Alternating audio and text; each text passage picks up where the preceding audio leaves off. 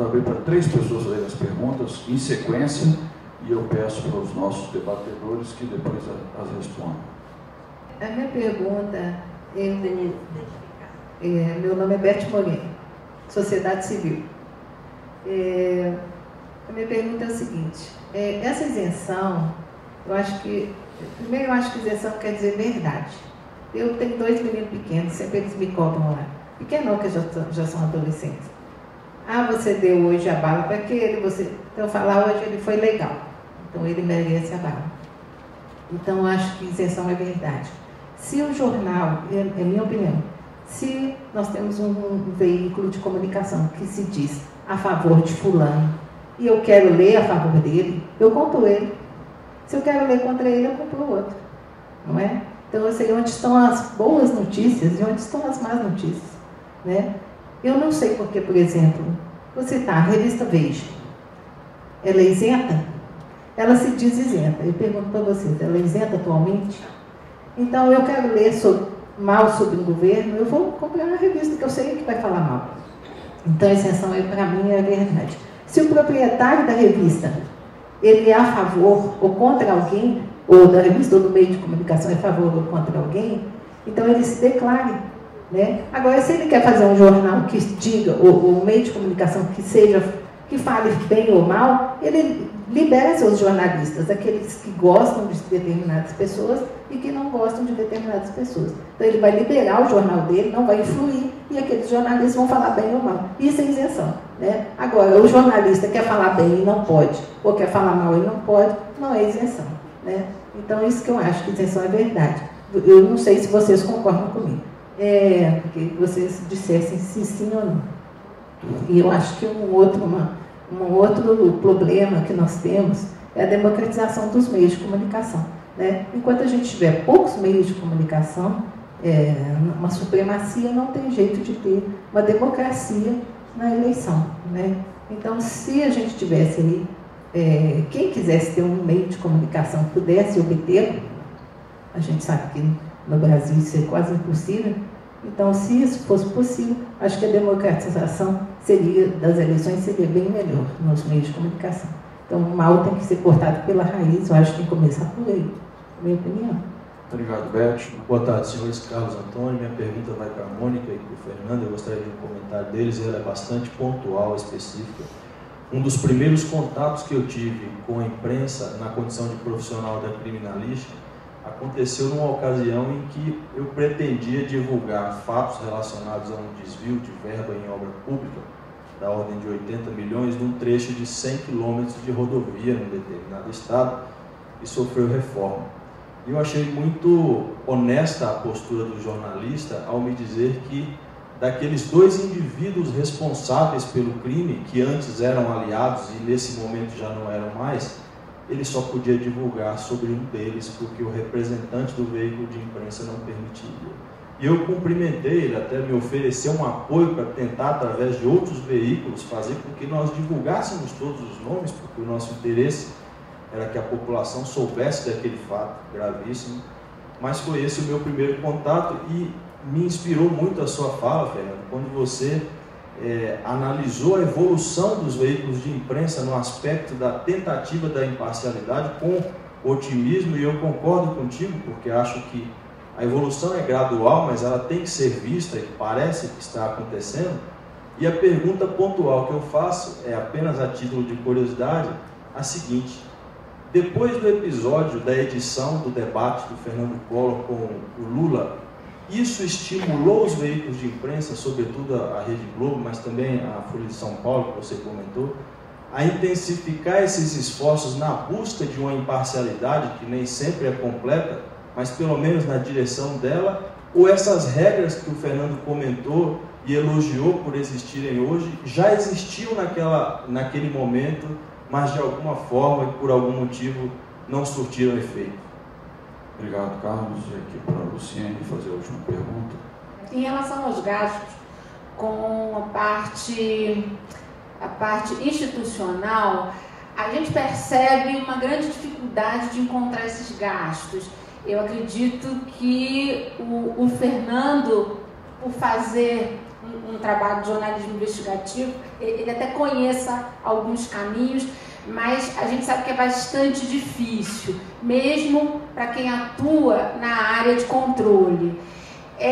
Esse gasto de 800 milhões, ele me parece pouco para a realidade de União. Eu acredito que haja muito mais que a gente não consiga enxergar nos demonstrativos de forma muito clara. O orçamento da União é bilionário. Eu não acredito que o gasto seja, isso deve ser de Secretaria de Comunicação, mas a cada ministério tem o seu gasto, isso não está muito transparente. No ano passado, a gente fez uma proposta para LDO, para criar um demonstrativo e que fizesse o destaque do que fosse gasto de campanha e de gasto com outros gastos que fossem as campanhas institucionais, Ministério da Saúde, Educação, que tem esses gastos, eles precisam ocorrer mesmo em período eleitoral. Eu queria saber como é que vocês lidam com essas informações, se realmente vocês têm facilidade ou se ainda falta bastante transparência. Eu acho que falta muita visibilidade, porque para o cidadão que não entende de finanças, assim, eu acho que fica muito difícil ele encontrar essas informações em todos os ministérios. Quando chegam nas estatais, aí é que não acha mesmo. Eu juntaria aqui a resposta sobre o debate, sobre a isenção, porque esse é um bom exemplo do que é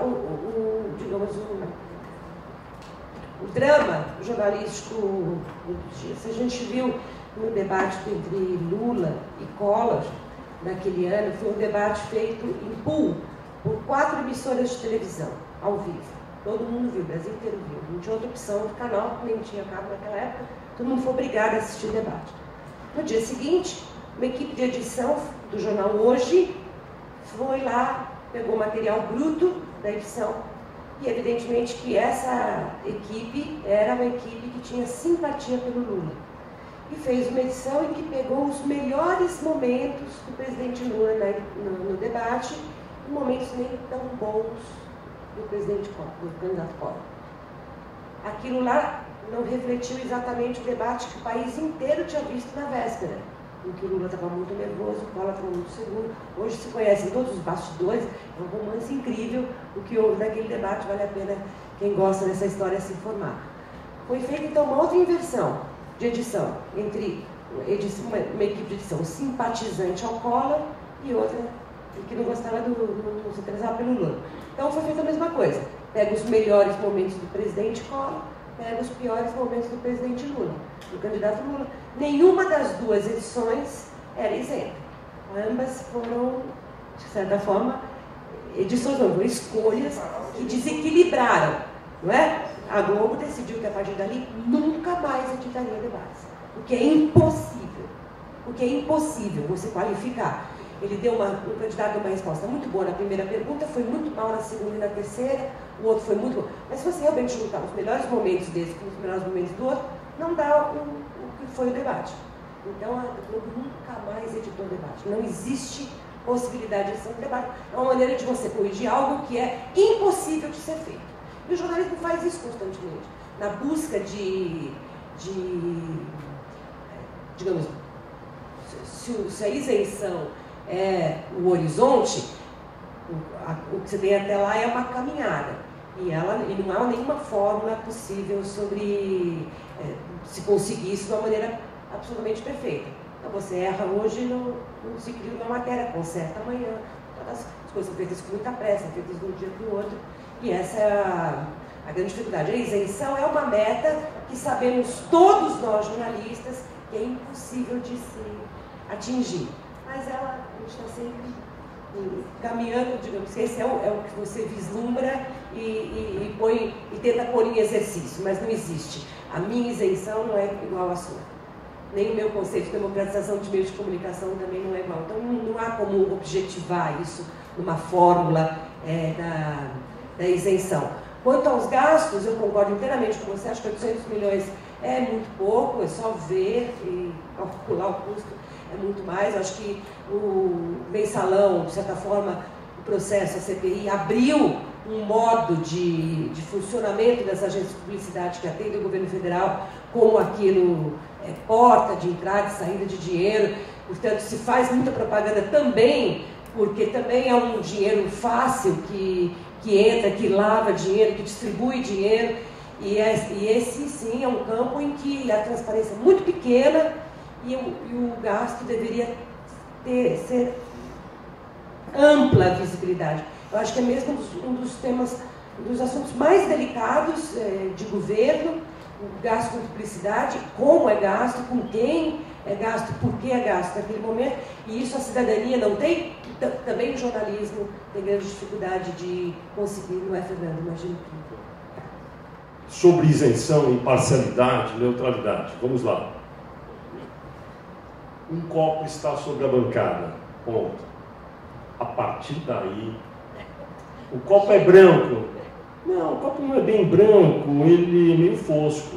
Não, mas plástico, um copo que faz mal ao meio ambiente, vai poluir, etc. Daí diz outro, muito bom, porque assim, há menos gastos com limpeza, ele pode ser descartado.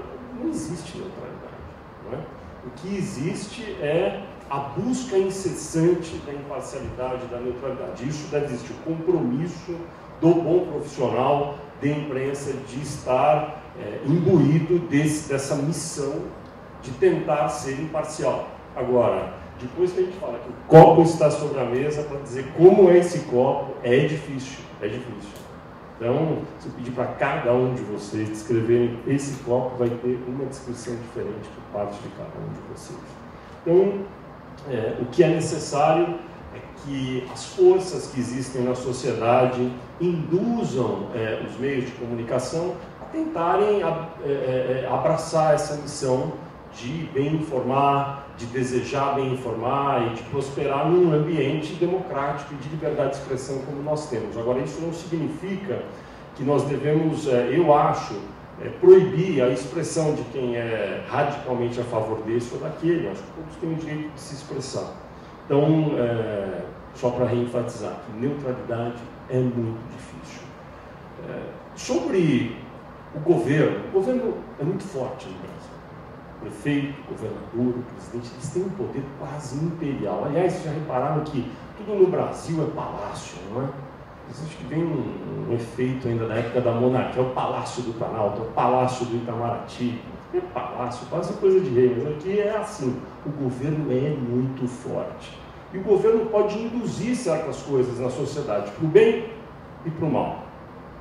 Quando o ex-presidente Lula tomou posse no dia 1º de janeiro de 2003, cerca de 500 veículos no Brasil recebiam um dinheirinho do governo, propaganda. 500. Sabe quantos veículos hoje recebem dinheiro do governo? Daí tem quem é a favor e quem é contra. Hoje são 9.500 veículos. 9.500 veículos no Brasil recebem um dinheirinho ali, uma propagandinha. Daí, a favor, Lula e o PT democratizaram as verbas públicas para todos os veículos. Essa é uma forma de ver. Outra forma de ver. Por que aumentar tanto? Porque aumentou brutalmente o valor da publicidade. Por que tanta publicidade estatal? Vejam que no caso da TV Globo ou da Folha, possivelmente não vai fazer a menor diferença se o governo diminuir ou aumentar, porque há uma carteira de anunciantes gigante. Na Folha eu tenho segurança absoluta disso. Então, onde é que faz a diferença? Imagine a diferença que faz para uma rádio no interior do Piauí, do Paraná ou de São Paulo, que está lá numa cidadezinha de 10.000 habitantes e recebe R$ 1.500 do governo federal, mais R$ 1.000 do governo estadual, mais R$ 500 do prefeito local. Resolveu a vida desse sujeito. Já pagou a conta de luz, de água, um funcionário e tal, o que vier. Quando a imprensa livre, não tem que viver de dinheiro de governo, a imprensa tem que viver de anunciantes, tem que ser útil para aquela comunidade, daí o dono da padaria local vai querer anunciar, o dono da alfaiataria, ou sei lá, da videolocadora, enfim, dos negócios locais é que vão ter interesse em sustentar aquele meio de comunicação que é útil, que vai bem informar, e ali vão anunciar os seus produtos. Esse é um modelo de imprensa ocidental que prosperou e foi muito útil na democracia ocidental há décadas.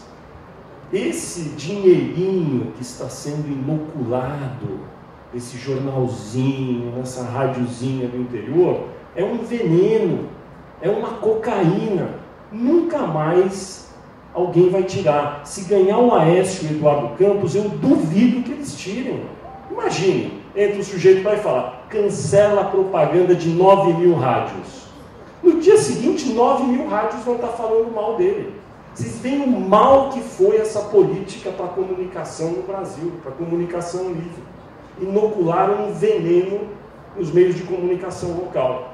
Viciaram esses veículos num dinheiro fácil, inútil e mal gasto, e que, enfim, não está bem da democracia, da busca da imparcialidade, da isenção, como falamos aqui.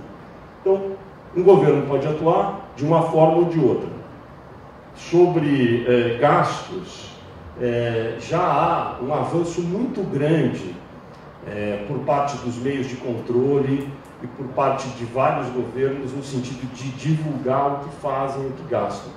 No caso do governo federal, há um avanço enorme a partir de 1998, 99, começou, aperfeiçoou-se em 2000 e hoje eu diria que a gente sabe assim com 99% de segurança tudo que é gasto por cada órgão do governo federal e é muito fácil acessar, está no site do Palácio do Planalto, no centavo tudo isso. Eu estava até lendo aqui, eu até fiz essa matéria outro dia, dia 16 de abril, saiu na Folha, página A11. Dilma Rousseff, a presidente, o governo federal gastou 2 bilhões e 300 milhões de reais para veicular propaganda em 2013. O valor é o maior já registrado desde o ano 2000, quando começou a ser divulgado esse tipo de dado de maneira mais precisa. Até o atual recorde estabelecido pela presidente Dilma, o maior gasto havia sido em 2009, sob o presidente Luiz Inácio Lula da Silva. Esse gasto de propaganda do governo federal representa o seguinte: a administração pública federal no Brasil é o 4º maior anunciante individual no Brasil. Perde para, vamos ver aqui, perde para uma empresa, não, a cerveja está atrás, anuncia mais do que a Ambev, mais do que cerveja. Vamos ver aqui os dados, segundo o Ibope, são o seguinte: o primeiro lugar ficou com Unilever, sabonete, depois Casas Bahia, depois um laboratório gigantesco farmacêutico e depois o governo federal. A Ambev anuncia menos, a Coca-Cola anuncia menos do que o governo federal. E quando se fala que tem que ter publicidade de utilidade pública, eu tenho dúvida sobre quantas eu vi nos últimos tempos. Eu vi pouquíssimas. Tem essas propagandas. Agora tem uma propaganda da Copa, vocês já viram. Se não viram, chegaram de Marte agora. É incrível. Essa vai ser a Copa das Copas e não sei o quê. Por que o governo tem que fazer propaganda que essa vai ser a Copa das Copas? É um evento privado para ganhar dinheiro. A FIFA vai ganhar bilhões. E o governo fazendo propaganda de Copa das Copas. É inacreditável. Agora, as vias de acesso para os estádios não estão prontas. Né? É incrível. Desculpa. Obrigado. Elke. Esse dado eu peguei no site do governo federal. Obviamente que eu também não acredito que seja só isso, esse valor, né, de 800 milhões, o previsto para 2014. E como a Mônica bem citou, o caso do Mensalão, que é justamente por onde escoa, né, através do marketing, da publicidade, todo o dinheiro, né, para a prática de inúmeros crimes. E eu digo assim, na era dos pré-pagos, né, hoje em dia tudo é pré-pago, telefone é pré-pago, cartão pré-pago, o meu imposto de renda, eu sou servidora pública federal, também é pré-pago. E eu fico muito chateada de ver como que o governo está gastando o meu dinheiro. Eu não me importo de pagar imposto. Eu acho que o cidadão tem que financiar o Estado, afinal de contas o Estado é uma criação. Tem que vir o dinheiro vem da onde? Das pessoas, né? Através do seu trabalho. Mas para que seja investido, pelo menos nas 4 políticas básicas.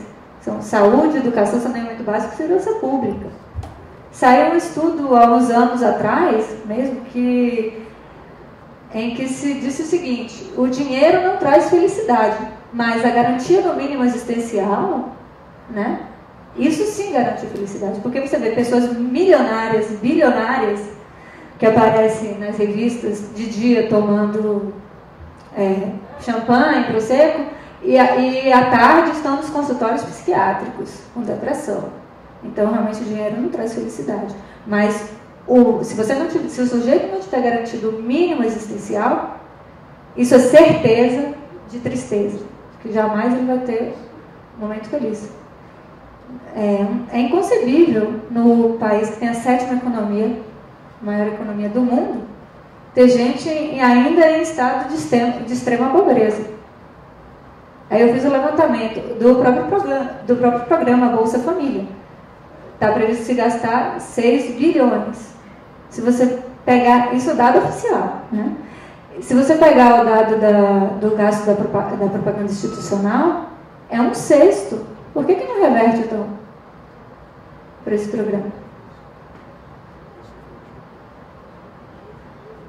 Não, no site estava 6 bilhões. Enfim, e aí até se discutiu a questão do aumento, né, do Bolsa Família, quando foi o pronunciamento da presidente, se isso não seria já plena campanha eleitoral, utilizando um programa que eu, sinceramente, não acho ruim. Eu não posso ser hipócrita aqui que diz, é ruim, eu não sei, eu nunca vivi no estado de extrema pobreza, para saber. Mas eu acho assim, ele se desvinculou da sua natureza primeira. Hoje ele tem um cunho eleitoreiro.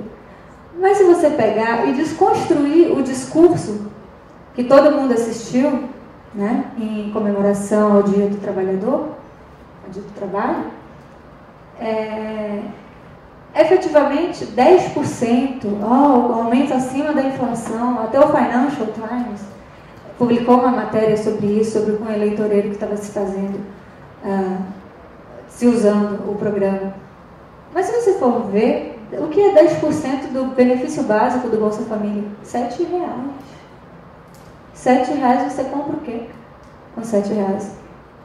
Eu vou no mercado e compro um caixa de bananas, um abacaxi.